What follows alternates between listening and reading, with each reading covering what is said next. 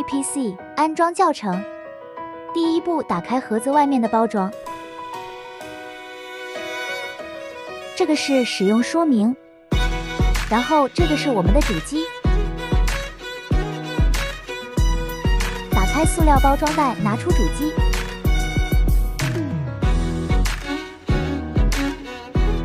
打开配件盒，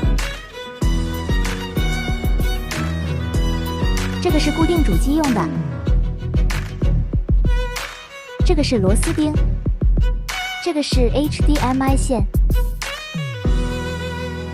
另一条 HDMI。接下来是电源线，电源线是这个配件盒最重要的部分，然后把它翻过来，这边就是中文标签注释。连接电源线，另一端直接插到电源。接下来让我们连接显示器部分。显示器这边一共有3条线，这个是电源线，这个 USB 口的是触屏线，然后还有一个显示屏线。如果说是这种老式大的接口的话，那这种就需要转接头，连接上转接头和屏幕线，将2头对接插入并拧紧螺丝。如果说商家的显示屏已经是自带这种 HDMI 的，那就可以直接连到主机。这就是屏幕部分的3条线。第一条线电源，通电。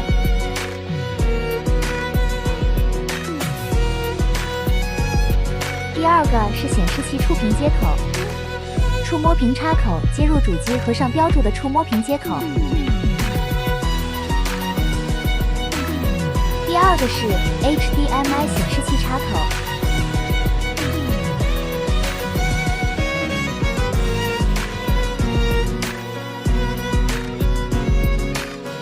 这个是网线，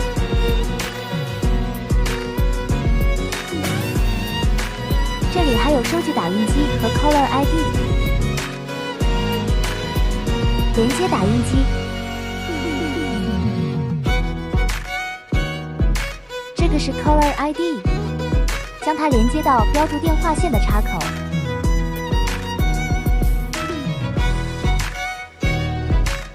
另一端连接电话线。